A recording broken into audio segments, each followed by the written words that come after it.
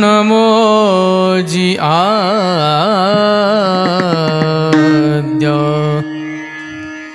वेद प्रदीपाद्य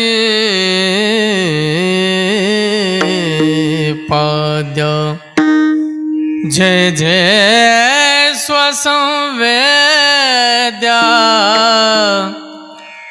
आत्मरूपा टंग विठला विठला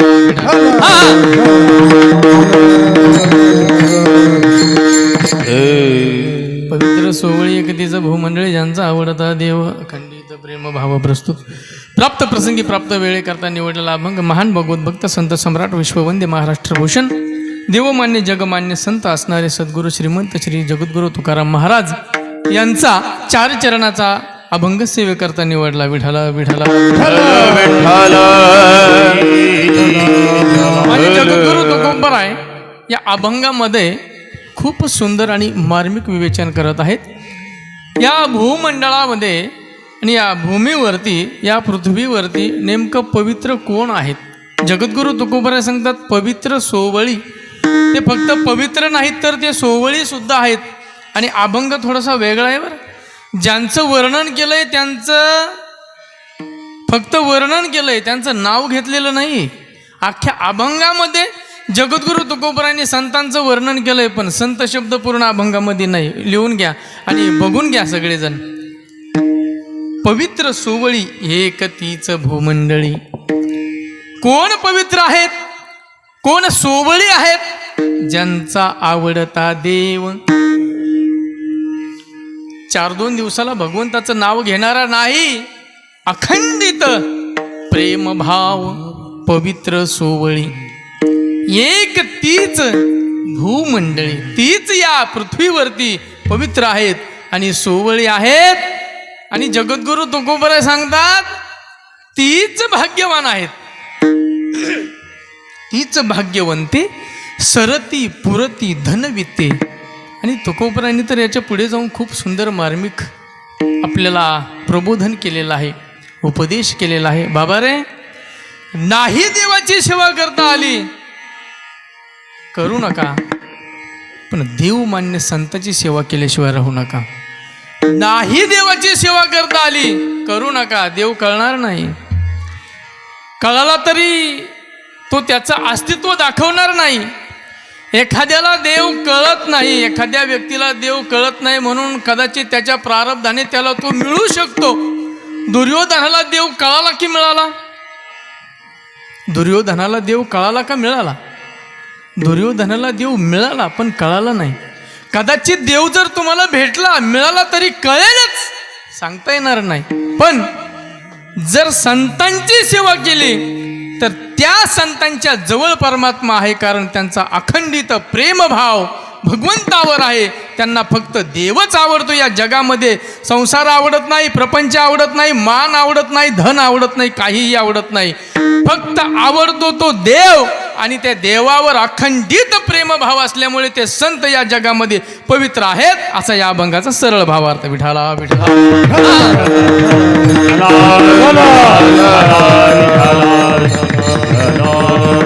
अभंगाला सुरुवात करण्यापूर्वी थोडासा परिहार द्यायचा, तो म्हणजे असं सालाबादप्रमाणे याही वर्षी चालू असलेला हा अखंड हरिनाम सप्ताह गेल्या 57 वर्षापासून, बरोबर ना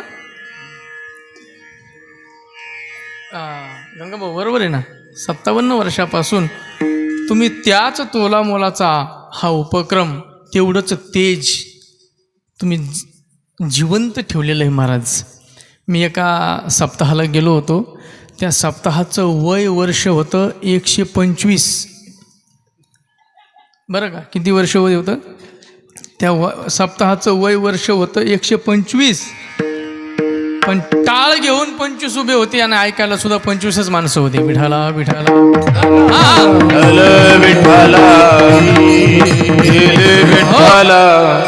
पण खऱ्या अर्थाने इथं आल्याच्या नंतर मला आनंद वाटला, मला समाधान वाटलं. एवढा मोठा भव्य दिव्य स्वरूपाचा हा नामयज्ञ नाम सप्ताह मौजे खर्डे या गावामध्ये चालू आहे. सुंदर भव्य दिव्य नियोजनामध्ये आजची ही माझी तिसरी पवित्र कीर्तनरूपी सेवा माझ्या वाट्याला आलेली आहे.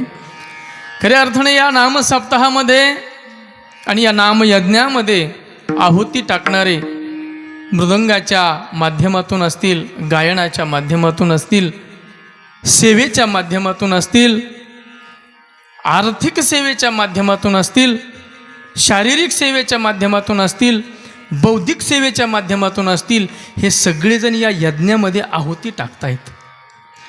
पंचक्रोशीमधून येणारे सर्व भाविक या ठिकाणी उपस्थित आहेत.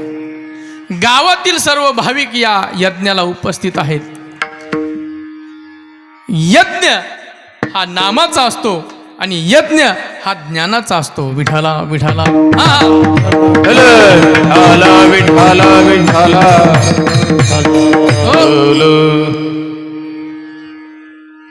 इथं आल्यानंतरही मला बरं वाटलं. ज्यांच्या माध्यमातून मी तुमच्यापर्यंत पोहोचलो, असे माझे परमप्रिय असणारे या गावचं वैभव हरिभक्तपरायण म्हटलं तरी काही अडचण नाही, गंगाभाऊ सांगळे, त्यांनी मला कॉल केला. त्यांच्या माध्यमातून तुम्हा सर्व सज्जनांच्या दर्शनाचा योग मला या ठिकाणी मिळालेला आहे. जनकासारखे श्रुती माझ्या समोर बसलेले आहेत, जनाबाईसारख्या माता माऊली माझ्या समोर कीर्तनाला ऐकायला बसलेले आहेत. प्रभू तुम्ही महेशाची मूर्ती, मी दुबळा अर्चित अशी भक्ती खऱ्या अर्थानं तुमच्याकडं बघितल्यानंतर मला असं वाटतं की भगवान बाबा वामन भाऊ तुमच्या रूपानंच आहेत आणि माझ्या समोर बसलेले आहेत. या परिसरामध्ये खरे उपकार आहेत ते भगवान बाबा आणि वामन भाऊचे. पृथ्वीवर उपकार आहेत ते ज्ञानोबरायांचे आणि तुकोबरायांचे, आणि मराठवाड्यामध्ये उपकार आहेत ते म्हणजे भगवान बाबा आणि वामन भाऊंचे. विठाला विठाला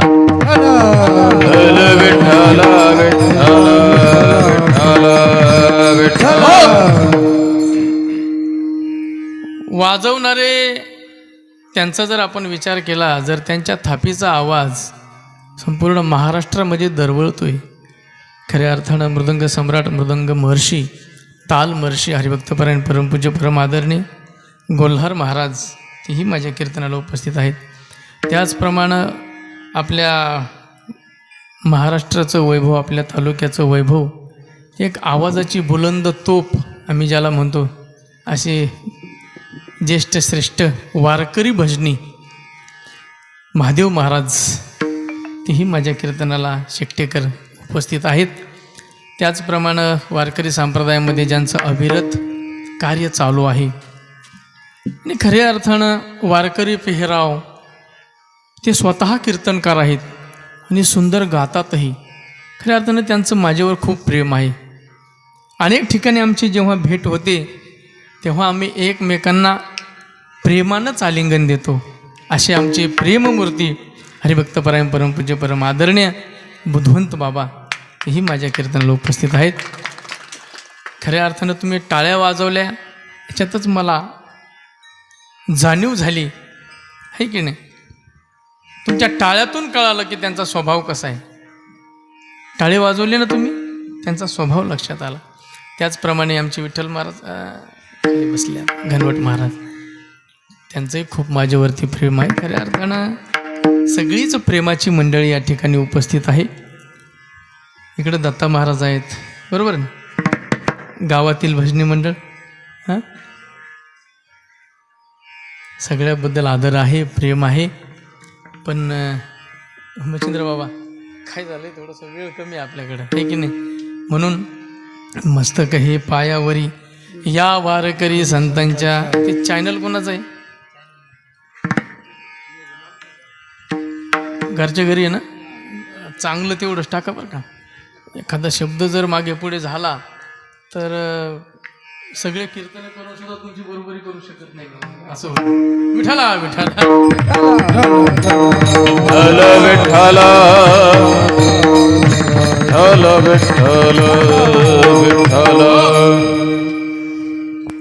गाव तसं चांगलं आहे.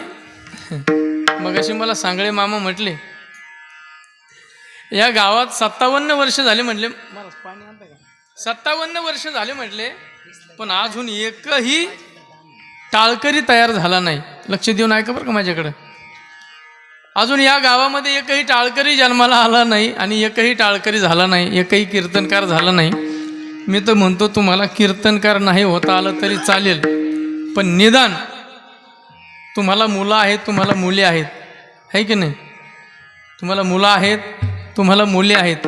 तुमचे मुलं नाही कीर्तनकार झाले, तुमच्या मुली नाही कीर्तनकार झाले, तरी तुमच्या मुली नाही कीर्तनकार झाल्या, निदान जावई तरी कीर्तनकार करा. विठाला विठाला विठ्ठल विठ्ठल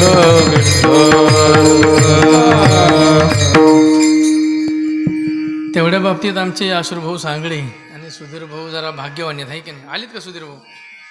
सुधीर भाऊ बघितलीच नाही मी. कुठे आहेत ते? कुठे आहेत? नाही आले? आलेत का? सुधीर सांगळे आलेत का?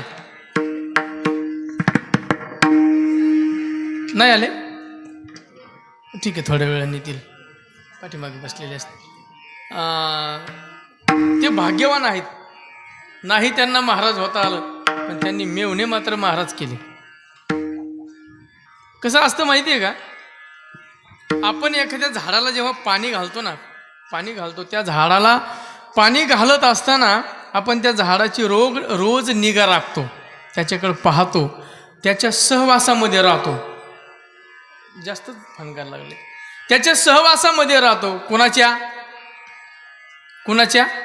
झाडाच्या. ते झाड जर आंब्याचं असेल तर एक दिवस त्याचे आंबे चाखायला मिळतात, पण ते जर झाड कडुलिंबाचं असेल, आंबा मिळेल का? मग पाणी घालणं आहे की नाही? दारात झाडं लावणं आहेच. झाड लावावंच लागतं, त्याच्याशिवाय सावली नाही. तुम्हाला किती कळतं मला माहिती नाही. झाड लावावंच लागतं, त्याच्याशिवाय सावली नाही. पण त्या झाडापासून आंब्याचीच फळं मिळतील, याला प्रारब्ध चांगलं लागतं. विठाला विठाला विठ्ठल विठ्ठल. ज्यांचं आदरानं नाव घ्यावं असं मला वाटतं, खऱ्या अर्थानं आदरणीय, वंदनीय, पूजनीय महाराष्ट्राचे लाडके कीर्तनकार, विद्वत प्रचूर आम्ही ज्यांना म्हणतो, अद्वैत वेदांत भास्कर, ज्यांचं 4 भाषेवरती प्रभुत्व आहे. संस्कृत असेल, इंग्लिश असेल, हिंदी असेल, मराठी तर अस्सल बोलतात ते.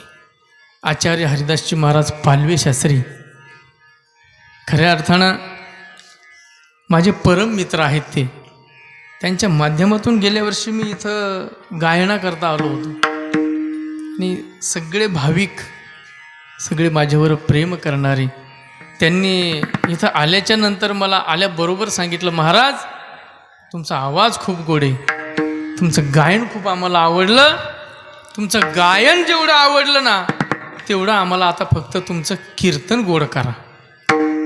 म्हणजे आमचा सीन गेला, आहे की नाही? खऱ्या अर्थानं आपण भाग्यवान आहोत.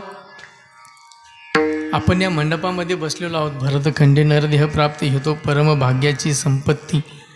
या भारतामध्ये आपण जन्माला आलो हे आपलं पहिलं भाग्य आहे. महाराष्ट्रामध्ये जन्माला आलो हे आपलं दुसरं भाग्य आहे. आणि संत भगवान बाबा वामन भाऊच्या कुशीत आपण जन्माला आलो हे आपलं तिसरं भाग्य आहे. विठाला विठाला विठ्ठल विठ्ठल.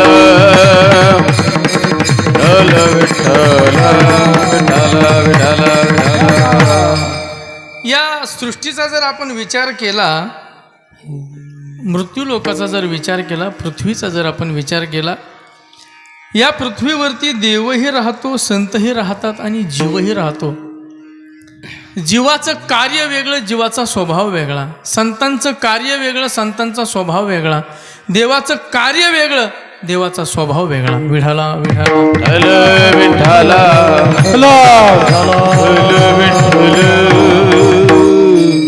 यदा यदा हि धर्मस्य ग्लानिर्भवति भारत अभ्युत्थानमधर्मस्य तदात्मानं सृजाम्यहं परित्राणाय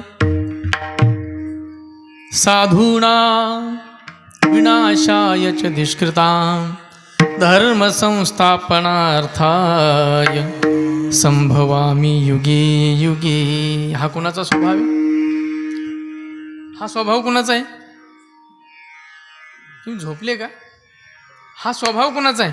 दाजिया विठाला विठाला.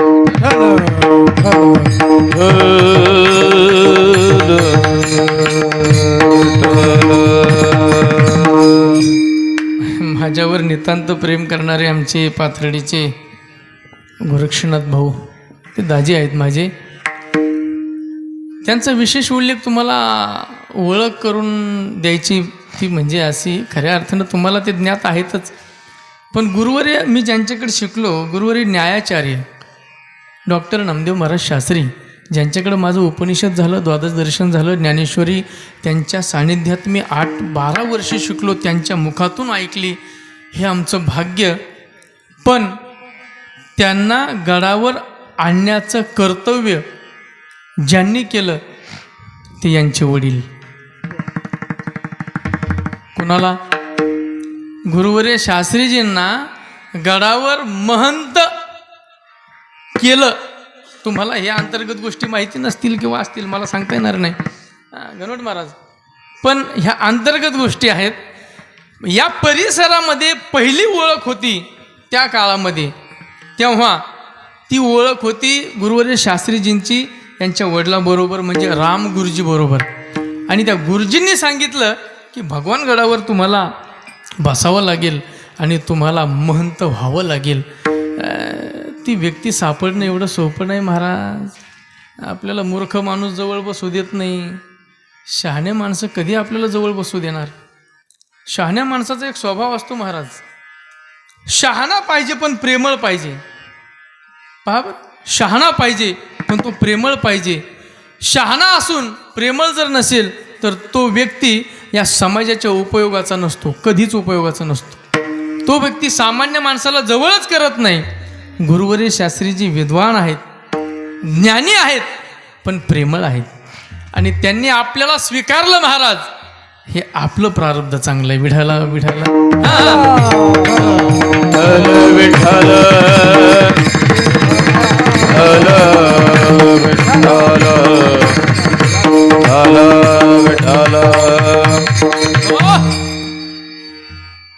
परित्राणाय साधूनां विनाशाय च दुष्कृतां धर्म संस्थापनार्थाय असंभवामि युगे युगे. कुणाचा स्वभाव आहे हा? भक्ता राखे पायापाशी दुर्जनाशी संहारी. कोणाचा स्वभाव आहे हा?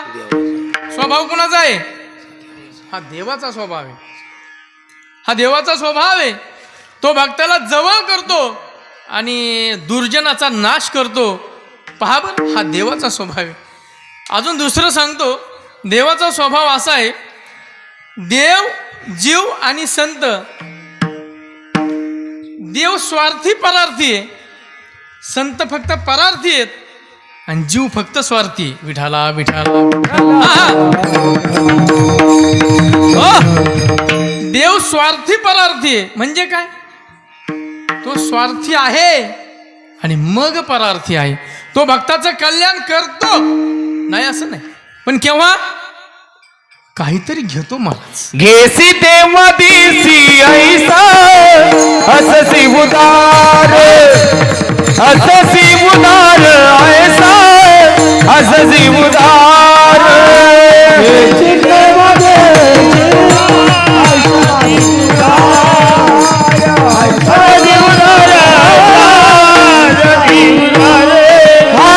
घेसी तेव्हा दिसी ऐसा हससी उदार, घेसी तेव्हा दिसी ऐसा हससी उदार, हससी उदार ऐसा हससी उदार.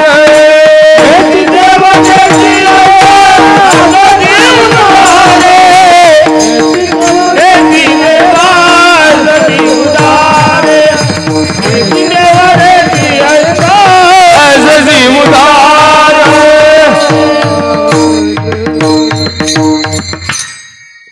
घेसी तेव्हा देसी ऐसा अससी उदार. तो उदार आहे पण घेतल्याशिवाय देत नाही, स्वार्थी परार्थी. नाही लक्षात आलं? उदाहरण देऊ तुम्हाला. चला महाभारतामध्ये, महाभारतामध्ये दुर्योधनाने युधिष्ठिराकडून सगळं जिंकलं, अगदी पत्नी सुद्धा जिंकली. तुमचा टाइमपास करणार नाही. सगळी संपत्ती जिंकली, सगळं घोडदळ जिंकलं, सगळं पायदळ जिंकलं, सैन्य जिंकलं, भूमी जिंकली, सगळं जिंकलं. आता राहिली होती ती पत्नी. तिचं नाव काय? द्रौपदी नाव काय? तिचं नाव आहे द्रौपदी. त्या द्रौपदीला सुद्धा जिंकलं आणि दुशासनाला सांगितलं, अरे जा ओढत आण म्हणले. तिला जिंकलंय म्हणले, या पठ्ठ्याने तिला जिंकलंय. आणि जशी आणली, आता कशी आणली, कशामुळे आणली हे सगळं तुम्हाला माहिती. आणली महाराज. आणि जेव्हा तो दुशासन, तो दुर्योधन, दुष्ट नालायक महाराज, नालायक शब्द सुद्धा कमी पडतो त्या माणसाला. बरोबर आहे की नाही बाबा? किती वय आहे तुमचं आता? 65. अंदाजे सांगितलं काय? तुम्हाला फुकटला अजून 10 वर्ष वेळ आहे. मग फुकट नसेल तुमचं अजून. केलं का? करून घेतलं. वा वा. गाव कोणतं आहे? सांगवी. वा वा. मग तुम्ही काय सामान्य माणसं आहेत काय? सांगवीचे माणसं हुशार आहेत, आहे का नाही गणोड बाबा? सांगवीचे माणसं हुशार आहेत. निवडून निवडून घेतात ते. आणि जेव्हा वस्त्रहरण चालू झालं, कुणाचं? द्रौपदीचं. अरे द्रौपदीला माहिती होतं 10,000 हातीचं बळ ज्या भीमामध्ये आहे ना, तो माझा पती त्या सभेमध्ये बसलेला आहे. अरे हिंमत नाही याची मला माझ्या अंगाला हात लावण्याची. कुणाची? त्या ठिकाणी द्रोणाचार्य, ते भीष्माचार्य आहेत, कृपाचार्य आहेत. मला माहिती आहे, मला माहिती आहे, मला माहिती आहे माझ्या अंगाला कोणी हात लावू शकत नाही. हा विश्वास होता तिला, द्रौपदीला. कुणाला? द्रौपदीला हा विश्वास होता. पण आल्यानंतर महाराज काहीही चाललं नाही. सगळं जिंकलं होतं. आणि सगळं जिंकलं होतं तेव्हा वस्त्रहरण चालू झालं ना, तेव्हा मात्र तिचा विश्वास पतीवरचा उडाला, कुटुंबावरचा उडाला, नातेवाईकावरचाही उडाला, सगळ्यावरचा विश्वास उडाला. आणि खरं सांगू का, ह्या जगात जेव्हा आपल्याला सगळे धोका देतात ना, तेव्हा मदत करत असतो तो देव असतो. तेव्हा जो मदत करतो ना, तुम्ही म्हणाल हा माणूस ह्याने आम्हाला मदत केली. नाही नाही नाही, तो देवच आहे. तो देवाने पाठवला आणि देवच त्याच्या रूपामध्ये आला आणि तो मदत करतो. तेव्हा द्रौपदीला भगवंताची आठवण झाली. कोठे गुंतला द्वारकेच्या राया, कोठे गुंतलाची द्वारकेच्या राया. वेळ का सखाया लावी गेला, वेळ का सखाया लावी गेला. दीनाना भाबीन सांभाळी आपुले, दीनाना भाबीन सांभाळी आपुले.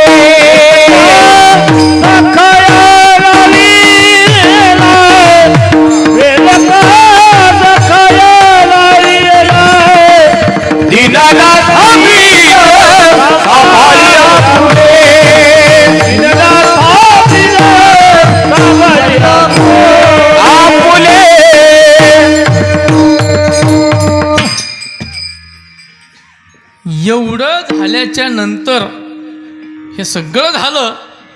मग धावा केला, आपला प्रेमभाव देवाला दिला द्रौपदीनं. जोपर्यंत आतापर्यंत त्याचं काही ओळख नव्हती का भगवंताची. लक्षात घ्या, घेसी तेव्हा देशी, ऐसा असशी उदार.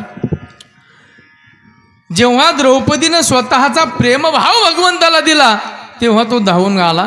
आणि आल्याच्या नंतर मग काय महाराज, साडी एक नाही, स्वतः भगवान परमात्मा साडी झाला. दिलं देतो, पण त्याचा स्वार्थी परार्थी स्वभाव आहे. आता तुमचा माझा जर विचार केला, तुमचा माझा जीवाचा स्वभाव वेगळा आहे, संताचा स्वभाव वेगळा आहे. संत हे फक्त स्वार्थी नसतात, तर फक्त परार्थी अर्थ असतात. येथे उपकारासाठी आले घरजा वैकुंठी. मूळचे ते वैकुंठातले राहणारे, पण इथं कशासाठी आले? फक्त सामान्य जीवाचा उद्धार व्हावा एवढ्या करतात जे येतात ते संत असतात. विठाला विठाला विठाला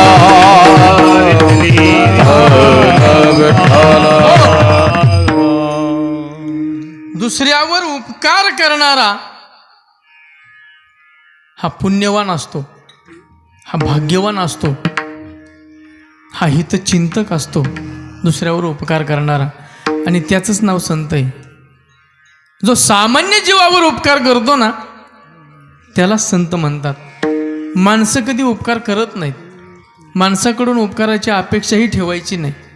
म्हणून संत हे स्वार्थी नसून फक्त परार्थी आहेत. आणि त्यांचा दुसरा स्वभाव आहे की जे आल्याच्या नंतर स्वतःसाठी जगत नाहीत, फक्त दुसऱ्यासाठी जगतात, समाजासाठी जगतात. जगाच्या कल्याण संताच्या भोवती. मी घेतो थांबा. जगाच्या कल्याणा संतांच्या विभूती, देह कष्टविधी परोपकारे. बाबांनी अगदी राईट प्रमाण दिलंय, बरोबर प्रमाण दिलंय, करेक्ट प्रमाण दिलंय. आपल्याकडे थोडासा वेळ कमी आहे. विठाला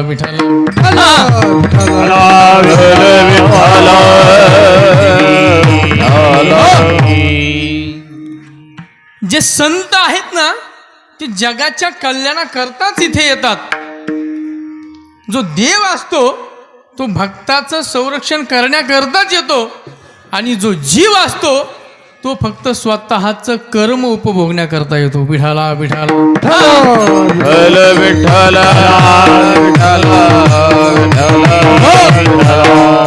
म्हणून या ठिकाणी जगद्गुरु तुकोबराय जीवाचं वर्णन करत नाहीत, देवाचंही वर्णन करत नाहीत.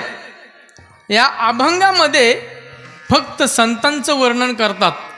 संत शब्द या अभंगामध्ये आलेला नाही, तरीसुद्धा अख्ख्या अभंगामध्ये जेवढं वर्णन आहे ते सगळं संतांच्या अनुषंगाने आहे. म्हणून सगळं वर्णन संतांकडे जातं. काय म्हणतात जगद्गुरु तुकोबराय? संतांबद्दल जर बोलायचं म्हटलं तर ज्ञानोबरायांची वाणी भरभरून येते महाराज. ज्ञानोबरायांनी जेव्हा गीतेवर टीका केली, त्या गीतेवर टीका करत असताना, संतांचं वर्णन करत असताना निवृत्तीनाथ महाराज त्यांना थांबवत होते. अरे हे राहू दे म्हणायचे, तू ज्याच्यासाठी बसलाय ते सांग, हे राहू दे. आणि ज्ञानोबरायांच्याबद्दल आणि ज्ञानोबरायांच्या अंतःकरणाबद्दल आपण काय विचार करणार महाराज? अलौकिक प्रतिभा संपन्न असणारे भगवान श्री ज्ञानोबराय आहेत. त्यांची प्रतिभा, त्यांची बुद्धी, त्यांचं ज्ञान आणि त्यांचं हृदय हे अलौकिक आहे महाराज. सगळ्या समाजानं, ज्या समाजाकरता ज्ञानेश्वरी दिली त्याच समाजानं ज्ञानोबरायांच्या झोळीमध्ये माती टाकली ना, एवढं विशाल अंतःकरण ज्ञानोबरायांचं आहे. ज्ञानोबरायांच्या अंतःकरणाची आपण बरोबरी करू शकत नाही, ज्ञानोबरायांच्या दिव्यतेची बरोबरी करू शकत नाही, ज्ञानोबरायांच्या बुद्धीची बरोबरी करू शकत नाही. ज्ञानोबराय हे प्रतिभा संपन्न संत आहेत, त्यांच्या एकाही गुणाची आपण बरोबरी करू शकत नाहीत. सगळ्यांच्या अनुषंगाने आपण एकच बोलू शकतो, ज्ञानोबराय कसे आहेत? ज्ञानोबरायांच्या गुणाचं वर्णन होणार नाही, बुद्धीचं वर्णन होणार नाही, हृदयाचं वर्णन होणार नाही. प्रतिभा संपन्न ज्ञानोबराय जे आहेत ते कसे आहेत? तुकोबराय म्हणतात एवढंच सांगता येईल आम्हाला, ते पवित्र आहेत, ते सोवळे आहेत, एकच आहेत या पृथ्वीवर.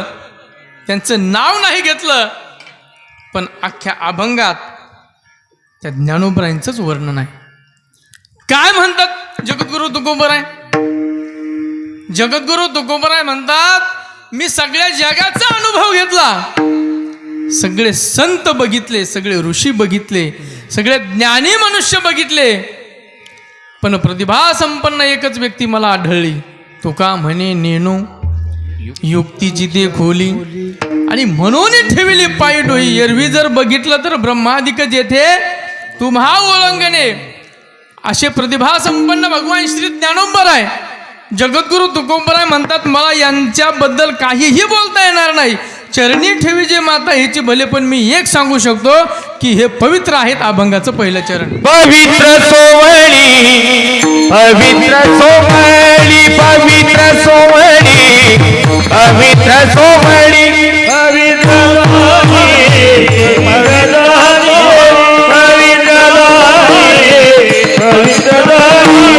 पवित्र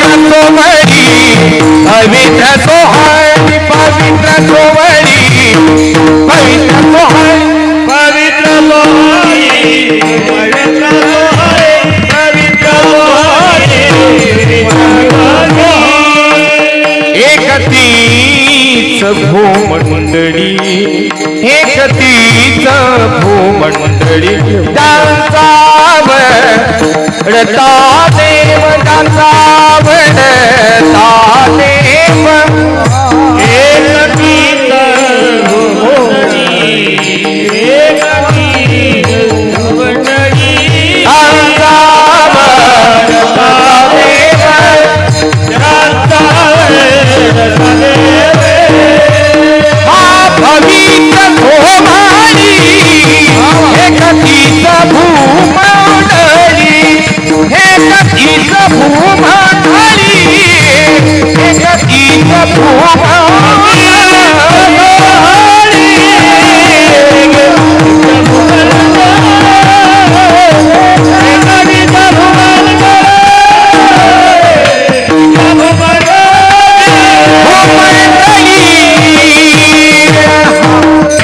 पवित्र सोवळी एक तीच भूमंडळी. या जगामध्ये या पृथ्वीवरती फक्त तेच पवित्र आहेत आणि सोवळे आहेत. आणि दुसरं सांगू का तुम्हाला, जगद्गुरु तुकोबराय जेव्हा वर्णन करतायत, भगवान श्री ज्ञानोबरायांचं वर्णन करतायत की ते कसे आहेत, ते पवित्र आहेत. ज्ञानोबरायांचं जर वर्णन करायचं म्हटलं, आता वर्णन कुणी कुणाचं करावं याला सुद्धा शास्त्र आहे बरं. छोट्याने मोठ्याचं वर्णन करावं, शिष्यानं गुरुचं वर्णन करावं, चाकरानं मालकाचं वर्णन करावं, बरोबर. तो वर्णन करणारा एक तर त्या अधिकाराचा पाहिजे, एक तर त्या तोलामोलाचा पाहिजे. कुणी कुणाचं वर्णन करण्यात मजा नसते महाराज, कुणीही कुणाचं वर्णन करू नये. तुकोबरायांनी केलेलं वर्णन हे भगवान श्री ज्ञानोबरायांचं आहे, म्हणजे संतांचं आहे. ज्ञानोबरायांबद्दल बोलत असताना जगद्गुरु तुकोबराय म्हणतात, जगद्गुरु तुकोबराय की ज्या ज्ञानोबरायांबद्दल मला बोलायचं आहे ना, ते ज्ञानोबराय साक्षात महाविष्णूचा अवतार आहेत आणि त्या ज्ञानोबरायांबद्दल मी काय बोलणार. म्हणून तुकोबराय आता तुकोबरायचा अधिकार कमी असं नाही. तुकाराम तुकाराम नाम घेता कापेयम, धन्य तुकोबा समर्थ जिने केला हा पुरुषार्थ. ज्यांचं वर्णन वैर्याने करावं, म्हणे रामेश्वर भट्ट द्विजा, तुका विष्णू नाही दुजा. जगद्गुरु तुकोबराय आणि विष्णू, तुका विष्णू नाही दुजा. ब्रह्म तुकाशी आले, तुकिता तुलनेशी, म्हणून रामेश्वरी चरणी मस्तक ठेविले. अरे हा एवढा मोठा अधिकार तुकोबरायांचा आहे आणि हे तुकोबराय ज्ञानोबरायांचं वर्णन करतात. आता तसं जर आपण बघितलं तर वर्णन करत असताना शब्दाच्या कोटीत संतांचं वर्णन बसू शकत नाही महाराज, कारण संत हे अलौकिक प्रतिभा संपन्न असतात. संतांचं वर्णन आपण काय करणार आहे महाराज. म्हणून जगद्गुरु तुकोबराय म्हणतात ना, संतांचं आपण गुणाचं वर्णन करू शकत नाहीत, संतांच्या स्वरूपाचं वर्णन करू शकत नाहीत, हे तर द्या सोडून. पण संतांचा महिमा सुद्धा एवढा मोठा आहे. संताचा महिमा तो बहु दुर्गम. कसा ऐकू दिला काही कळना मला. शाब्दिकाचे काम नाही येथे, शाब्दिकाचे काम नाही येथे, शाब्दिकाचे काम नाही येथे. शब्दाने वर्णन होऊ शकत नाही महाराज, संतांचं वर्णन शब्दाने होऊ शकत नाही. तुम्ही म्हणाल का होत नाही, काय आपण ज्ञानोबरायांचं वर्णन करणार महाराज. ज्ञानोबरायांचं वर्णन करायचं जर म्हटलं ना, तर आपली बुद्धी आणि ज्ञानोबरायांची बुद्धी, ज्ञानोबरायांचं मन, आपलं मन, ज्ञानोबरायांचं हृदय आणि आपलं हृदय, जमीन आसमानचा फरक आहे महाराज. विठाला विठाला.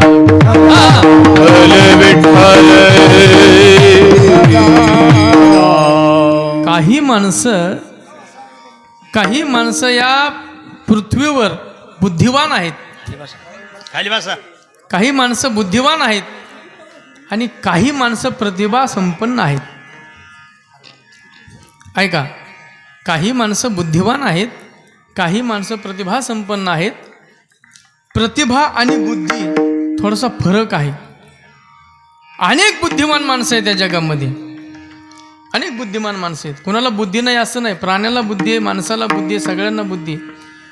पण माणसं अशी आहेत की मिळालेली बुद्धी ही प्रपंचाकरता वापरतात, संसाराकरता वापरतात. ज्ञानोबराय सांगतात, अरे सायाशे पुण्य अर्चिजे, मग संसार का अपेक्षिजे.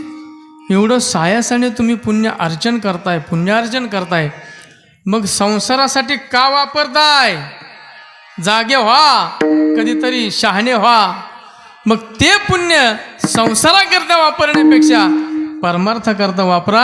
देव भेटल्याशिवाय राहणार नाही. विठाला विठाला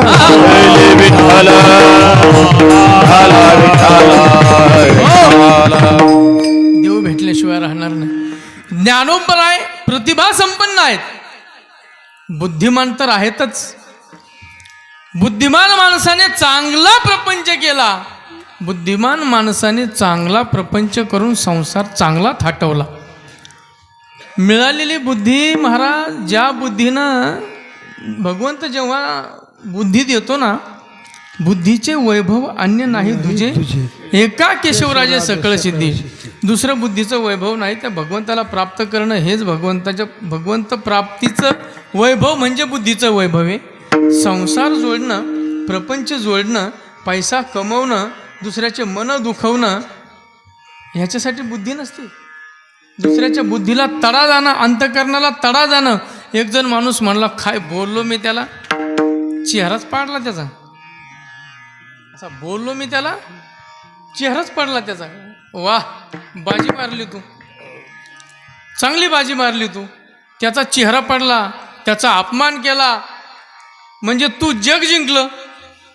बरोबर, त्याचा अपमान केल्याने तू जग जिंकणार आहे का. तुला बुद्धी दिली भगवंताने ना, तू भगवंताने दिलेल्या बुद्धीनं भगवंताला प्राप्त कर. विठाला विठाला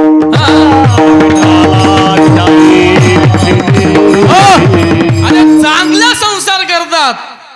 वय निघून गेल्याच्या नंतर लक्षात येतं, अरे ज्यांच्यासाठी आयुष्य खर्च केलं ना, एवढा सुंदर प्रपंच मी थाटलाय, उभा केलाय ना, एवढे कष्ट जर परमार्थासाठी घेतले असते ना, तर मला देव भेटल्याशिवाय राहिला नसता. विचारा बुद्धिमान माणसाला, तुम्ही त्याच्या जवळ बसा, विचारा त्याला, अरे काय कमवलंय तू. तो सांगेल, जे कमवलंय त्याचं माझ्यासाठी काहीच नाही, मी दुसऱ्यासाठीच कमवलं. ज्यांच्यासाठी कमवलं त्यांनीच मला धोका दिला.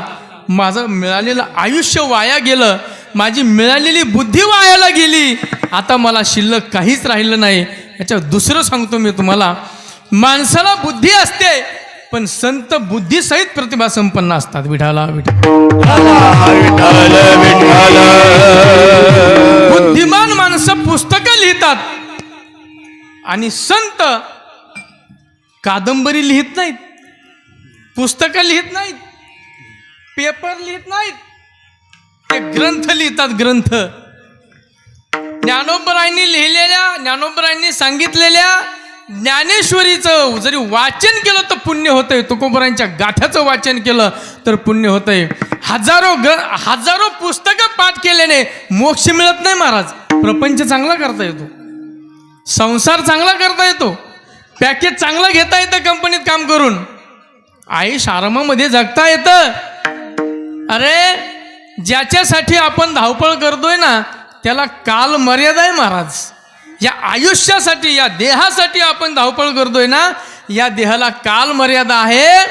शतायुष्य पुत्र पौत्रानुनिश्व बहुन पशून हस्ती हिरण्यमश्वान भूमेर महदायतनम ऋणीश्व स्वयंच जीवो शरदो यावदीचे. अरे कुर्वण्य वेह कर्मानी जिज विषय छतम समाहा यवम तोय द अन्य तेतोस्ती न कर्म लप्यते ना रे. विठाला विठाला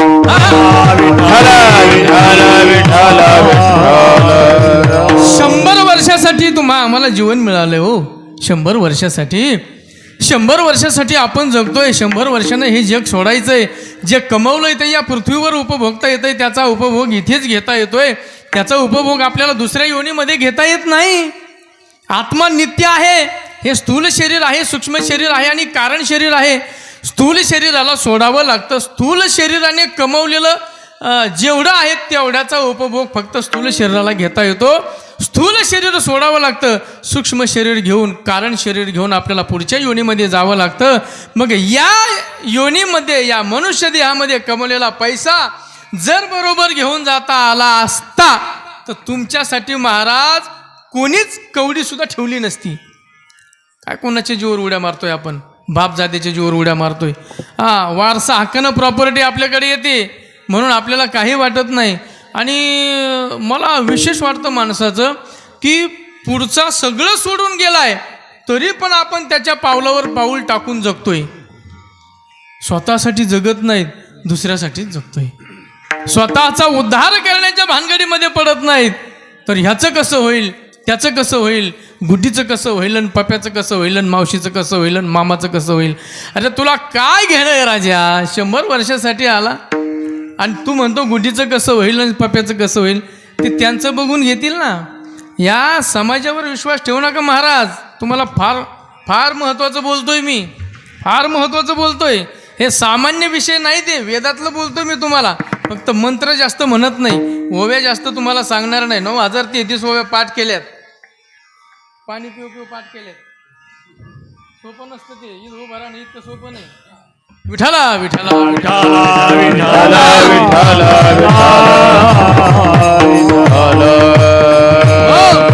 किती दिवस जगणार आहोत आपण, किती दिवस जगणार आहोत, कशासाठी जगायचंय आणि कुणासाठी जगायचंय नीट लक्ष देऊन आहे का.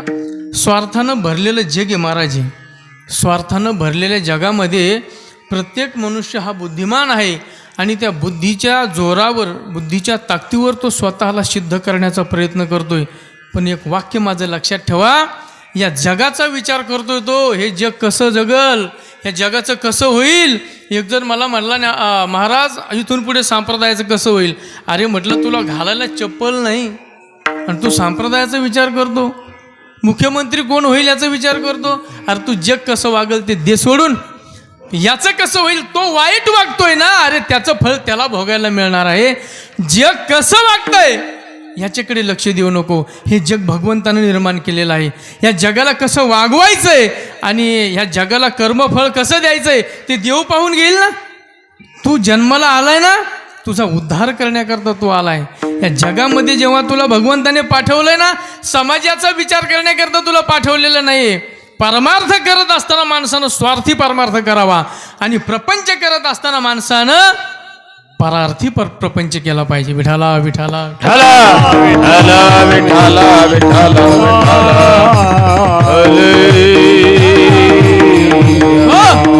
आणि दुसरं सांगतो, रावणासारखा प्रपंच आणि रावणासारखा बुद्धिमान माणूस या जगामध्ये पुन्हा होणे नाही. अरे ब्रह्मसूत्रावर पहिलं भाष्य लिहिणारा रावण आहे. सटवी करी बाळंतपण गाढवो वळी गजानन, आपली बायको आपला ऐका ना. जी 5वीच्या दिवशी सटवी आपलं भविष्य लिहून जाते ना, ती सटवी बाळंतपण करायला होती रावणाच्या घरी. एवढी मोठी श्रीमंती होती महाराज. एवढा मोठा तो रावण, एवढी मोठी त्याच्याकडे श्रीमंत होती. चांगला प्रपंच केलाय, मंदिरं नाही उभा राहिले, मंदिरं नाहीत महाराज त्याचे. रावणाचं मंदिर बघितलंय, बघितलं तुम्ही? दुर्योधनाचं मंदिर बघितलंय? नाही बघितलं. मंदिर व्हावं असं जर वाटत असेल तर या देहानं, या शरीराला आल्याच्या नंतर, या देहाला आल्याच्या नंतर या शरीरानं माणसाने असं जगलं पाहिजे, प्रत्येक केलेलं कर्म हे पवित्र असलं पाहिजे. विठाला विठाला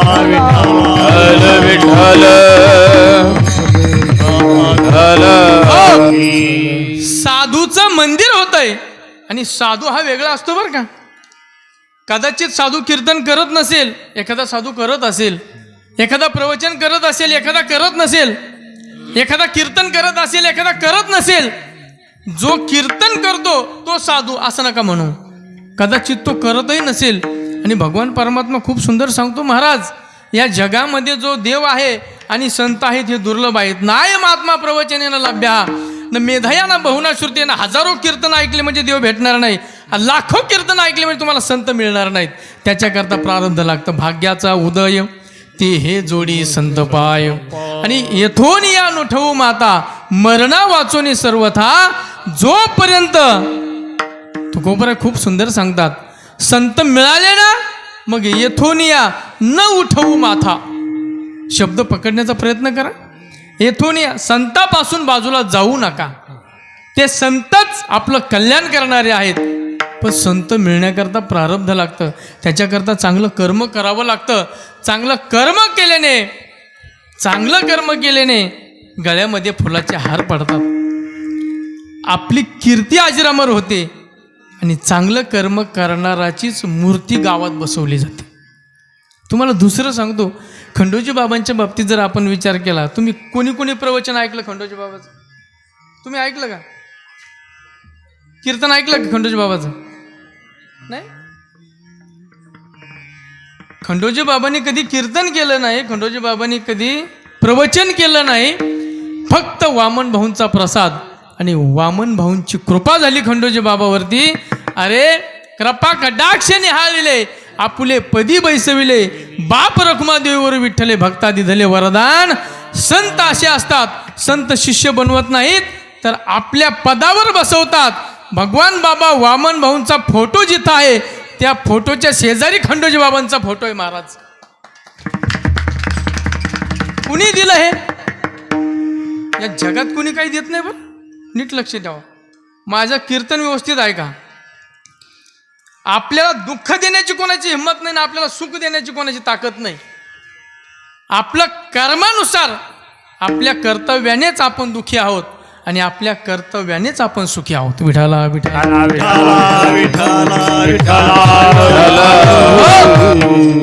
आपलं कर्म आपल्याला कळालं पाहिजे. संत दुःखी नसतातच, संताकडे दुःखच नसतं, उलट जगाचं दुःख घेऊन संत देवाकडे जातात. ते दुःखी नसतात. संतांना जगाचं वर्म कळालेलं आहे. संतांना माहिती आहे, तुका म्हणे त्यांचे कळले आम्हा वर्म, जे जे कर्म धर्म नाशिवंत. हे संपूर्ण जेवढं आहे ना ते सगळं नाशिवंत आहे. या जगातला मान नाशिवंत आहे, या जगातलं धन नाशिवंत आहे, या जगातलं सगळं नाशिवंत आहे. आणि म्हणून हे जरी नाही काल तरी दुसरा येईल, हे जरी नाही काल सरते शेवटी बा, काळ बांधून नेईल सरते शेवटी बा. एका जनार्दनी हे जर तुम्ही नाही ऐकलं, हे जर तुम्ही नाही ऐकलं तर एका जनार्दनी आमचे काय बाजाईल. पिंगळा पिंगळा पिंगळा पिंगळा पिंगळा महाद्वारी, बोली बोलत देखा पिंगळा महाद्वारी. हा जो पक्षी आहे ना हे साधू आहेत. तो पिंगळा गाजला आता, पिंगळा आता 35. विठाला विठाला विठाला विठाला विठाला विठाला विठाला विठाला विठाला विठाला. हे पक्षी पक्षाकडे नका जाऊ तुम्ही. शांतीब्रह्म एकनाथ महाराज म्हणतात, ज्या जगामध्ये आपण जगतोय ना, ज्या मृत्यूलोकामध्ये आपण जगतोय ना, ऐका हे जग कसं आहे. नाथाच्या घरची उलटी खून, पाण्याला मोठी लागली तहान, आत घागर बाहेर पाणी, पाण्याशी पाणी आले मिळून. पुढे सांगू, वळचणीचं पाणी आढ्याला गेलं. अजून पुढे सांगू, अरे शेतकऱ्याने शेत पेरिलं आणि त्याने राखणदारालाच गिळिलं. हंडी खादली भात टाकीला आणि देवा पुढे हा म्हणजे तुम्ही आहेत का कसे बघायला माझ्या बरोबर का? मी का गुत्त घेतलं वय एकट्यानं हा. पण पुढे सांगू का, एका जनार्दनी मार्ग उलटा, जो जाणे तो गुरु का बेटा. अरे इतकं सोपं नाही महाराज, इतका सोपा परमार्थ घेऊ नका तुम्ही. जो जाणे तो गुरु का बेटा. एक सासू होती आणि एक सून होती. त्यांचं दोघीचं काय पटत नव्हतं. सासूचं सुनाला पटत नव्हतं, सुनाचं सासूला पटत नव्हतं. ती सून शेजारण्याकडे गेली. शेजारी तिने तिचे कानं फुकले, गुरुमंत्र दिला. ती म्हणली, तुझ्या सासूचा स्वभाव मला माहिती आहे. ती म्हणली, काय करायचं? काहीच नाही म्हणले. तुला जर ज्या दिवशी चपात्या करायच्या नसतील त्या दिवशी फक्त म्हणायचं, आत्याबाई चपात्या करू का? ती म्हणणार, काय करायचं चपात्याचं? कर भाकरी. ज्या दिवशी तुला भाकरी करायच्यात ना त्या दिवशी तू म्हणायचं चपात्या करू का, आणि ज्या दिवशी तुला चपात्या करायची त्या दिवशी म्हणायचं भाकरी करू का. बरोबर तुझ्या मनाजोगं होतंय म्हणले अजून काय करावं लागेल. म्हणले काहीच करू नको, फक्त उलट चल. जो जाणे तो गुरु का बेटा, फक्त उलट चालायचं. उलट चाललं. एक दिवस धुणं धुवायला गेले ते कपडे घेऊन धुणं धुवायला गेल्या नदीवर. नदीला खूप पाणी होतं, चांगलं पाणी होतं. आता ती सुनबाई होती, ती म्हणली आत्याबाई जास्त पाण्यात नको, आपलं इथंच धुणं धुवा आपण अलीकडे. हट, कमी पाण्यात धुणं धुत असते, कमी खळखळत्या पाण्यात धुणं धुत असते. आत्याबाई ऐका ना, आत्याबाई ऐका ना, आत्याबाई एवढी वेळेस ऐका ना माझं, तू बोलू नको. आत्याबाई पुढे, सुनबाई मागे, आत्याबाई पुढे. पाहता पाहता आत्याबाई पुढे गेली ना वाहून. काय बघा माझ्याकड, एकदाची खटखट गेली महाराज. असं म्हणलं लय पटत आहे. विठाला विठाला विठाला विठाला हो, उलट राहा महाराज, उलट राहा. कारण जे इंद्रिय भगवंताने बनवलं, भारी विषय बघा सांगतो तुम्हाला. मच्छिंद्र महाराज भारी विषय, कसं उलट चालायचं सांगतो तुम्हाला. जे इंद्रिय भगवंताने बनवलेत ना, पंच ज्ञानेंद्रिय, हे कसे बनवलेत माहिती आहे का. यांचा स्वभाव असा आहे, परांच्या खाणी व्यतृणत स्वयंभू तस्मात पराण पश्यती न अंतरात्मन. ते इंद्रिय आतमध्ये पाहत नाहीत, तर ते बाहेर पाहतात. कान बाहेरचं ऐकतात, डोळे बाहेरचं पाहतात, जीभ बाहेरचा स्वाद घेते. हे जे पंच ज्ञानेंद्रिय आहेत ना, हे अंतर्मुख होत नाहीत, तर हे बहिर्मुख आहेत. ज्ञानोबा खूप सुंदर सांगतात, जर तुम्हाला हे इंद्रिय परमार्थ करून देत नसतील ना, तर इंद्रिय गेले ना, इंद्रिय जाऊ द्या. नीट का बरं, इंद्रिय गेले ना, इंद्रिय जाऊ द्या. अरे मन गया तो जाने दो, मत जाने दो शरीर. मन गेलं जाऊ द्या, इंद्रिय गेले, डोळे गेले जाऊ द्या, शरीर जाऊ देऊ नका. इंद्रिय गेले जाऊ, ह्याच्या पुढे जाऊन सांगतो. ज्ञानोबा म्हणतात इंद्रिय जात आहेत ना बाबा, इंद्रिय जाऊ द्या. मग काय करा, जो परमार्थ रूपी खाऊ आहे ना, परमार्थ रूपी खाऊ, तो कुणाला मिळतो माहिती आहे का. जो इंद्रियाच्या नादी लागतो त्याला नाही मिळत, इंद्रियाच्या आहारी जातो त्याला नाही मिळत, त्याला तो साध्य होत नाही महाराज. अरे हे तर इंद्रिय जे जे म्हणती तीच ते पुरुष करती, ते तरलीची न तरती विषय सिंधू. इंद्रियाच्या नादी लागणारी माणसं कधी सफल होऊ शकत नाहीत, परमार्थ त्यांचा सफल होणार नाही. आता केन प्रयुक्तोयम पापम चरिती पुरुष, चौथ्या अध्यायामध्ये पहिलाच प्रश्न आहे अर्जुनाचा. तेव्हा भगवंताने सांगितलं काही नाही. अरे अर्जुन म्हणतो ज्ञानियाचे मती भ्रंशे, मार्ग सांडून अनारिशे चालत जायचे. हे का होतंय, असं का होतंय, शहाणे माणसं सुद्धा वाकडा पाऊल टाकतायत, असं का होतं. भगवंताने सांगितलं ऐक. भगवंत म्हणले ऐक, जोपर्यंत काम यश, क्रोध यश, रजोगुण समुद्भव, हा जोपर्यंत हे तीन आहेत ना, काम क्रोध लोभ, तोपर्यंत. आता परत ऐका ज्ञानोबरायांची ओवी, हे तिन्ही जवळ जागती, गोलार महाराज, हे तिन्ही जवळ जागती, काम क्रोध लोभ, तिन्ही जवळ जागती. जवळ जागती म्हणजे जवळवरी जागती, जवळवरी जागती म्हणजे जोपर्यंत जागती तोपर्यंत निकियाची प्राप्ती माझे कानही नायकती. हे तिन्ही जवळ जागती, तववरी निकियाची प्राप्ती माझे कानही नायकती. देवही म्हणे. परमार्थ इतका सोपा नाही महाराज, परमार्थ काय नव्हे लोकुराच्या गोष्टी. आणि हे जोपर्यंत जागे आहेत तोपर्यंत तुम्ही किती परमार्थ करा आणि किती देवदेव करा, देवही भेटणार नाही, हजारो जन्म जन्म मरण चुकणार नाही. विठाला विठाला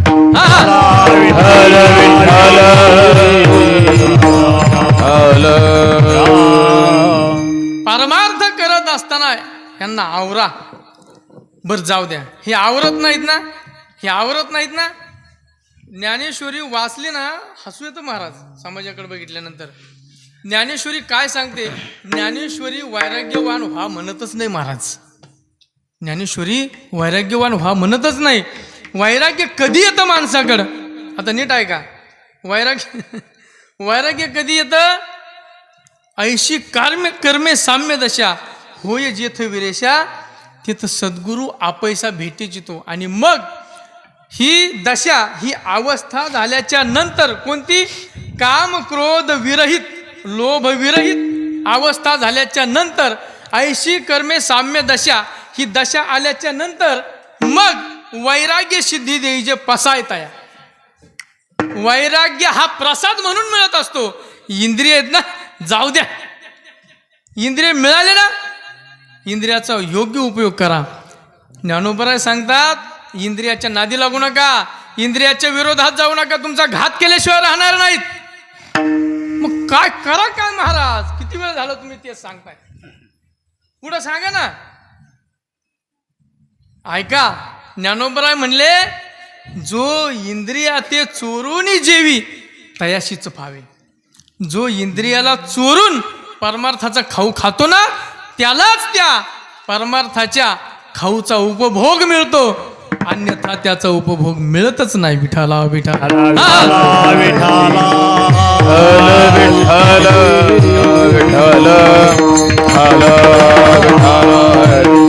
दुसरं एक वर्म असं आहे, या जगामध्ये जीवन जगत असताना जीवन सफल व्हावं असं प्रत्येकाला वाटतं.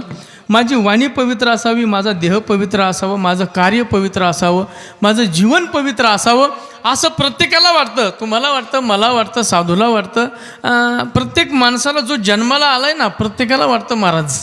पण जेवढ्या लोकांना हे वाटतंय, हे वाटण्यापुरतं मर्यादित नाही, कधीतरी ते कार्यात सुद्धा आपण विलीन केलं पाहिजे, कार्यरत झालं पाहिजे.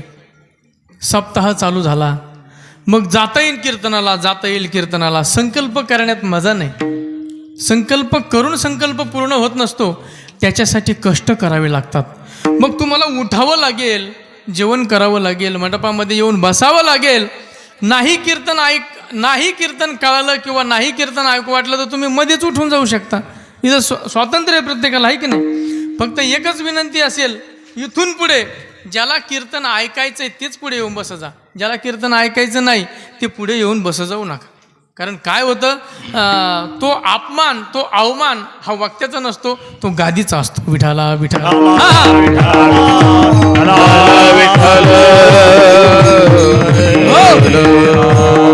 इथं माणसाला किंमत नाही महाराज, इथं माणसाला किंमत नाही, इथं स्थानाला किंमत आहे, इथं जागेला किंमत आहे. उद्या अजून 15 दिवसाने, 1 महिन्याने जर इथं येऊन मी उभा राहिलो किंवा दुसरे कोणतेही आपल्या लाईनमधले कीर्तनकार आणले आणि इथं येऊन ते म्हणले, गावकऱ्यांनो चला मला कीर्तन करायचं आहे, तुम्ही म्हणाल याच्या गोळ्या संपल्या वाटतं. इथं वेळेला आणि स्थानाला किंमत असते महाराज, पुन्हा कोणी विचारणार नाही. म्हणून ज्याला परमार्थ करायचा आहे ना, स्वतःसाठी करा. लोक काय म्हणतील याच्याकरता परमार्थ करू नका. आज आपला परमार्थ असा चाललाय, शेजारी म्हणेल काय सप्ताह गावात चाललाय ना, हा बोंबलत फिरवतो, गळ्यात माळे, याला कळत कसं नाही, हा काय माणूस आहे का, असं समाज म्हणल म्हणून आपण इथं येऊन बसतोय. द्या सोडून महाराज सगळा विषय. समाज काय म्हणल, समाज आज डोक्यावर घेईल, उद्या पायाखाली घालेल. समाजाच्या नादी लागून परमार्थ करायचा नाही, देवदेव करायचा नाही, काहीच करायचं नाही. जेवढं करायचं आहे ना ते फक्त स्वतःसाठी करायचं आहे, आपल्यासाठी करायचं आहे. आपुली आपण करा सोडवण, संसार बंधन थोडा वेगी. जगद्गुरु तुकोबराय सांगतात, जर तुम्हाला तुमचा उद्धार करून घ्यायचा असेल तर तुम्ही एक काम करा, त्यांचा रातो देव, त्यांचा रातो देव, त्यांचा रातो देव, त्यांचा रातो देव.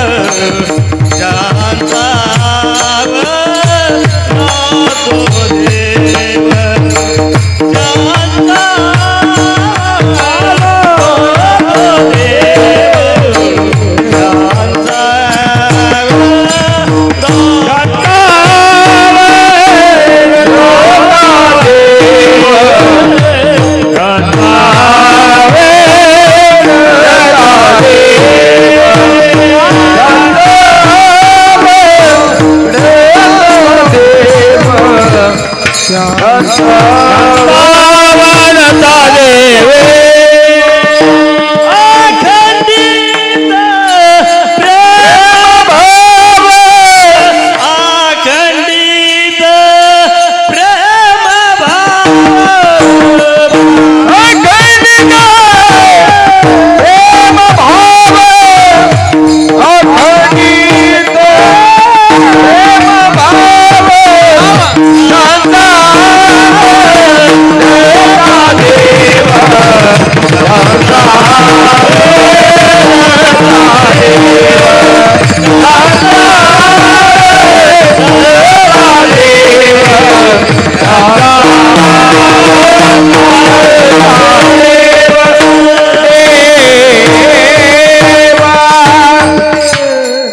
उद्धार व्हावा असं जर वाटत असेल तर जीवन जगत असताना जीवन पवित्र जगा. पवित्र जीवन व्हावं जर असं वाटत असेल तर जीवन जगत असताना भगवंताचं भजन करा. हं? पवित्र तो देह वाणी पुण्यवंत जो वदे अच्युत सर्व काळ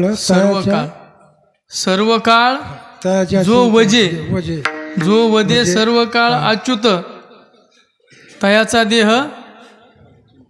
पवित्र तयाची वाणी पवित्र आणि त्या पवित्र वाणीने आणि पवित्र देहाने जो वदे म्हणजे रात्रंदिवस जो भजन करतो ना कसं केलं पाहिजे अखंडित केलं पाहिजे.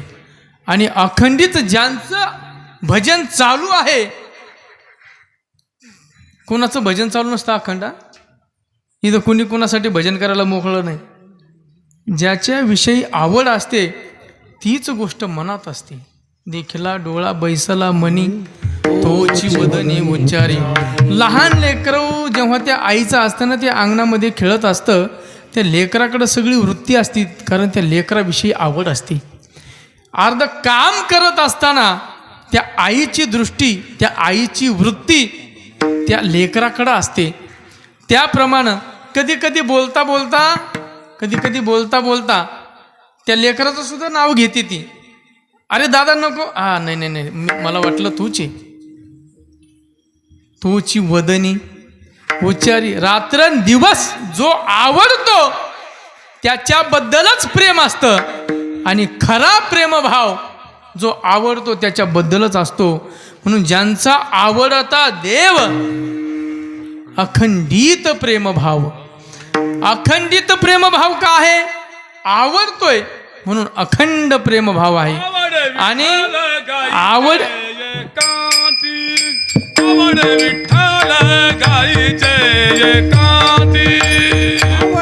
वा वा वा छान. आवडे विठ्ठल गाईजे एकांती. वा एकांतामध्ये भजन केलं पाहिजे. सुंदर प्रमाण दिलं महाराजांनी. आवडे विठ्ठल गाईजे एकांती. बोलावा विठ्ठल पाहावा विठ्ठल करावा विठ्ठल जीवे भाव. है की नाही म्हणा भजन केलं पाहिजे. आणि वेळ निघून गेल्याच्या नंतर भजन करून उपयोग नाही बरं का. म्हणून महाराज म्हणतात आयुष्य जातंय त्याला जाऊ देऊ नका. आयुष्य जोपर्यंत आहे तोपर्यंत देहुडा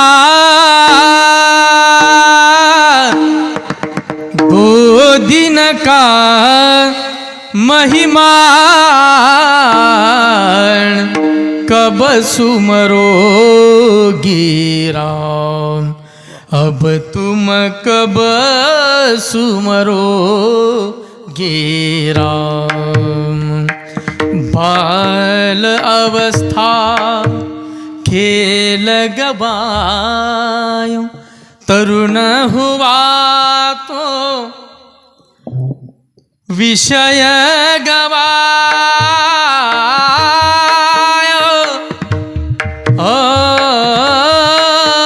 देहुड़ा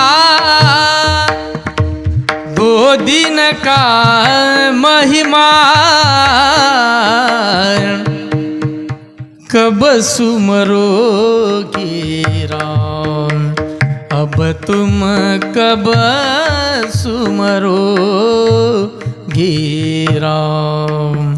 कधीतरी विचार करा, कधी आपण भजन करणार आहोत.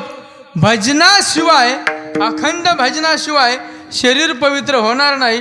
साधू का पवित्र आहे? अखंडित प्रेमभाव म्हणून साधू पवित्र आहे. रात्रंदिवस दिनरचनी हाची धंदा, अरे गोविंदाचे पोवाडे. म्हणून तो परमात्मा म्हणतो, तो मी वैकुंठी नशे एक वेळ भानुबिंबी न दिसे, योग्याची मानसे उमरडोनी जाय परी. मी दया पाशे पांडवा, हरपलासे गिवसावा, जेठराम घोष परवा, करीती माझा. जिथं माझं प्रेमानं अखंडित भजन केलं जातं, मी तयापाशी. तो मी वैकुंठी नसे, मी वैकुंठात नसतो, राहतोय नाही, सापडणार नाही. पण जेथे कीर्तनाची जागा नारदामी, तेथे उभा मी तुला तिथे सापडल्याशिवाय राहणार नाही. म्हणून देववशे चित्ती त्यांची घडावी संगती, ऐशे आवडते म्हणा देवा पूर्वावी वासना. देव कुठेही सापडणार नाही. पाहायचा असेल तर तो संतांनी बघितलेला आहे. ज्या संतांनी देव बघितलाय ना, ते संत आपल्याला देव दाखवतील. विठ्ठला विठ्ठला विठ्ठल विठ्ठल विठ्ठल. तुकडोजी महाराज म्हणतात, तो जो परमात्मा आहे ना, सुंदर स्वरूप आज पाहिले मी डोळा, विटेवरी उभा राहे कान्हया सावळा. सुंदर स्वरूप आजी पाहिले मी डोळा. बघितलाय की नाही? बघितलाय की नाही? माणसं सांगू शकतात का मी देव बघितलाय? तुकडोजी महाराज म्हटले, मी देव बघितलाय. नवे नवे जगद्गुरु तुकोबराय म्हटले, मी सुद्धा देव पाहिलाय. ज्ञानोबराय म्हटले, मी सुद्धा देव पाहिलाय. बघितला की नाही? बघितलं की नाही? हा, अरे देव ज्यांनी बघितलं, ज्ञानोबराय म्हटले, तो जो तुम्ही म्हणताय ना, तो परमात्मा, तो देव, त्याला तुम्ही गॉड म्हणा, त्याला ईश्वर म्हणा, त्याला तुम्ही काहीही म्हणा, पण मी जो बघितलाय ना, मी जो बघितलाय ना, गोलार महाराज, तो हा विठ्ठल बरवा, तो हा माधव बरवा, तो हा माधव बरवा, तो हा विठ्ठल बरवा. अरे तो आहे, तो कुठे माहितीये का? तू जड चाललंय का? बोर झालंय का? चहा सांगू थोडा थोडा. काय म्हणले तू को बरं आहे? जो देव आहे ना, जो बघितलाय ना, तो संतांनी बघितलाय महाराज, तो दिसलाय त्यांना. आणि तो परमात्मा तुकोबरा म्हणतात, हे तो एक संता ठाई. जर पाहिजे असेल ना तुम्हाला, त्याचा लाभ व्हावा वाटत असेल ना, लाभ पायी उत्तम, मग काय करावं लागेल? दास व्हावं लागेल, सेवा करावी लागेल. कोणाची? कुणाची सेवा करावी लागेल? म्हणविता त्यांचे दास संतांचे. आणि संतांचे दास झाल्याच्या नंतर, संतांची सेवा केल्याच्या नंतर देव कस काय भेटल? आर भेटल. तुका म्हणे देवा, तुका म्हणे देवा, देवा तुका म्हणे देवा, तुका म्हणे देवा, तुका म्हणे देवा, तुका म्हणे देवा, तुका म्हणे देवा. त्यांची केल्या पावे सेवा, त्यांची केल्या पावे सेवा, आवडता देवा. म्हणजे टाचाला इंजेक्शन आणायचं आणि डोकं कसं काय राहील? मी जेवण केलं तुमचं कसं काय पोट भरल? संतांची सेवा करा म्हणता महाराजांना देव प्रसन्न होईल, असं कसं? बरोबर आहे की नाही? प्रश्न बरोबर आहे की नाही? पण तेच बरोबर आहे, आईला प्रसन्न करायचं असेल तर आईची स्तुती करू नका. वा, शेंबडा असू द्या, काळा असू द्या, कसं असू द्या, ते लेकरू त्याचं वर्णन करा. काय वाघ दिसतोय, हां बाबा बाबा बाबा, त्याला दिवसा बॅटरी घेऊन पाहावं लागतं, पण काय प्रकाश पडलाय वाघाचा. अरे ती त्याची स्तुती केली ना, आई आपोआप प्रसन्न होते. महाराज, संतांची सेवा करा, तेही प्राणा परवते, आवडती मज निरुते. जे भक्त चरित्र ते प्रशंसती, ते माझ्या प्राणापेक्षाही जास्त मला आवडतात. कोण? हां, ते मला जास्त आवडतात. माझ्या भक्ताची स्तुती करणारे, माझ्या भक्ताची सेवा करणारे, जे भगवंताचं भजन करतात असे संत, अशा संतांची तुकोबरा म्हणतात, तुका म्हणे देवा पावे सेवा. काय माहित आता किती कळतंय, वेळ कमी राहिलाय माझ्याकडे, आता सगळं सांगू शकत नाही मी तुम्हाला, आहे की नाही? मी आता पहिल्यांदा आलो कीर्तनासाठी तुमच्या गावात, मी पुन्हा येईल तर समजून सांगायला राहिलेलं, आहे की नाही? तुका म्हणे देवा त्यांची केल्या पावे सेवा, या जगामध्ये तीच भाग्यवंते आणि सरती पुरती धनविते, तेच भाग्यवान आहेत, तेच धनवान आहेत, तेच प्रतिभासंपन्न आहेत, तेच बुद्धिमान आहेत.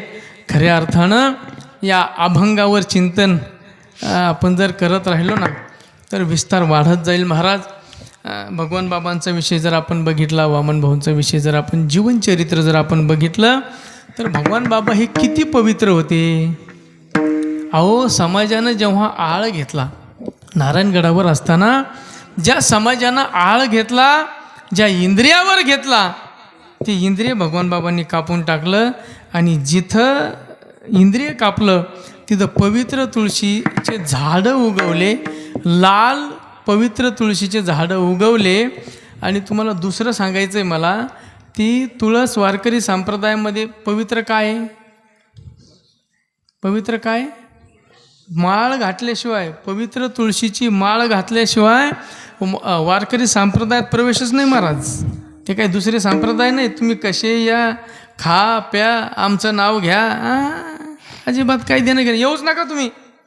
यायचं तर पहिली घाला नीट, हां व्यवस्थित तुळशीची घाला, व्यवस्थित तुळशीची घाला माळ, नाही तर येऊच नका. गरज नाही कोणाला इथं संप्रदायात, इथं कोणी कोणासाठी बसलेलं नाही. महाराज, पवित्र तुळशीची माळ घाला, ती तुळस पवित्र आहे हे वारकरी संप्रदायाने सांगून दिलं. महाराज दर्शवलं, दाखवलं, आणि त्या पवित्र तुळशीनं ग्वाही दिली की भगवान बाबा श्रीलंपट नसून भगवान बाबा हे पवित्रच आहेत. हे कुणी सांगितलं? तुळशीनं सांगितलं महाराज. आणि पवित्रता सांगू का मी तुम्हाला, पवित्र वामन भाऊला इंदिरा गांधी आलत्या हार घेऊन, हां माहिती आहे तुम्हाला, आलत्या का? इंदिरा गांधी आलत्या, पंतप्रधान, आपल्याला नगरसेविका आले तर आपण इकडे उड्या, वा वा आले घाला आम्हाला. इतकं सोपं नसतं ते, एका शब्दात कारखाना पेटतोय. ते संत आहेत, ते पवित्र आहेत. कुणीही पवित्र व्हायच्या भानगडीत पडू नका. ज्ञानेश्वरी पाण्यावर वाचतायत, ते पवित्र आहेत. आपल्याला पोहता येईना, आपले मेले बरेच बुडून, पाण्यात बुडून मेले, आहे की नाही? ते पवित्र आहेत. म्हणून पवित्र आपल्याला जर व्हायचं असेल तर पवित्राच्या संगतीमध्ये राहा. मी एक तुम्हाला सुरुवातीला उदाहरण दिलं होतं झाडाचं, तुम्हाला किती कळतंय मला माहिती नाही. ती अभंगाची पार्श्वभूमी होती की त्या झाडाच्या जवळ राहा. लिंबाच्या झाडाला जर पाणी भरलं ना तुम्ही तर कडू लिंबोळ्या तुम्हाला मिळाल्याशिवाय राहणार नाहीत. आणि जर आंब्याला पाणी घातलं तर नक्कीच एक दिवस हापूस आंबा तो गोड आंबा चाखायला मिळाल्याशिवाय राहणार नाही. सेवा करायची असेल अरे संतांची करा, देव प्रसन्न झाल्याशिवाय राहणार नाही. विठोबा रखुमाई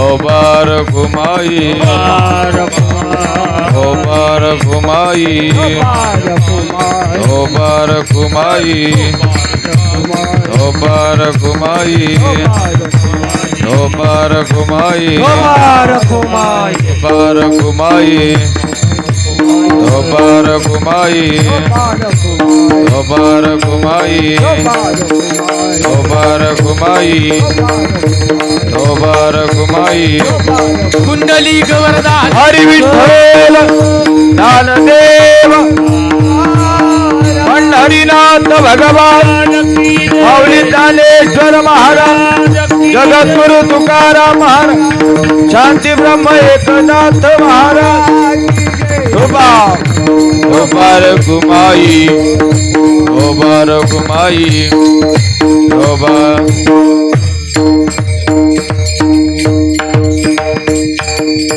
पवित्र सोवळी एकतीचं भूमंडळी ज्यांचा आवडता देव अखंडित प्रेम भाव झालेली सेवा याच ठिकाणी पूर्णविराम देतो. यदक्षरम पदभ्रष्ट मात्र निमचत भवेत तत्सर्वं क्षम्यतां देवं प्रसीद परमेश्वरम. आहे की नाही? आनंद वाटला इथं आल्याच्या नंतर. वाजवणारे आहेत गुणवान, गाणारे आहेत गुणवान, ऐकणारेही गुणवान आहेत आणि हार घालणारेही गुणवानच आहेत. आहे की नाही? सगळेच गुणवान आहेत. इथं एक एकाहुनी बळीरे दाजी आले, बरं वाटलं, आनंद वाटला सगळ्याकडे बघून. तुम्ही एक एक आता हा जो पाठीमागचा समाज आहे ना बसलेला, त्यांच्याकडे अजून एक मर्क्युरी लावायला पाहिजे. हां आहेत, उजेडात आहेत थोडेसे. ते 57 वर्ष झाले ना महाराज, किती दिवस पुढं बसायचं आहे की नाही? पुढं तरी किती दिवस बसावं बरं? ते महाराज तेच सांगत आहेत, भजन करा, टाळी वाजवा. बघा, तुम्हाला टाळी वाजवा म्हणलो का मी? म्हणलो का? खरं सांगा, शपथ सांगा, म्हणलो का मी? टाळी वाजवा म्हणलो का? मी म्हणतच नसतो. गोलार महाराज, आपले महाराज लोक म्हणत टाळे वाजवा, विठ्ठल विठ्ठल म्हणा. आम्ही म्हणत असतो अरे बसलेत बिचारे, बसून दे, गेले उठून म्हणजे बस बोंबलत एकटाच. आहे की नाही? काय सांगतो कोणाला टाळे वाजवायची, भजन करायचं सांगतो. उलट मी तर माझ्या कीर्तनामध्ये तुम्हाला जर झोपायला जागा मिळाली तर खुशाल झोपा म्हणत असतो. मी भागवत करतो, विठ्ठल महाराज ते भागवत करतो ना, मग ते भागवतात आता सगळेच MH 22, 25, 35च्या धोरणातले नसतील. MH 75, MH 80. महाराज आज कोणता विषय आहे? आज गंगा पूजनचा विषय येतो का? काय कधी माणसं, एकाच्या मुखात एक दात नाही राहिला महाराज, विठ्ठल महाराज. आणि तो म्हणला महाराज तुम्ही चांगलं गायन करताय, मला पण पेटी शिकायची, पेटी. मी म्हणलं बाबा मुखात एकही पट्टी नाही राहिली, आता कधी तुम्ही पेटी शिकणार? एवढ्या उशिरा परमार्थाला लागून मजा आहे का? ते म्हातारं म्हणलं महाराज, मी म्हणलं बाबा उठा. झोपलं ते भागवतात माझ्या. बाबा तुम्ही बसा खाली. त्यांना म्हणलं मी उठा. म्हणलं बाबा उठा. तो म्हणला कशाला? म्हणलं आरतीला. तो म्हणला कोणाच्या? म्हणलं माझ्या आजाच्या. अरे इथं देवाची आरती आहे, कृष्णाची. जय हो जय श्री भागवता, आरती कर तुझ भगवंता. श्री शुक मुनीने परम भक्तीने नाना परीने गाईले जा हरिचरिता आरती करू तुझ भगवंता जय हो जय श्री भागवता आरती करू तुझ भगवंता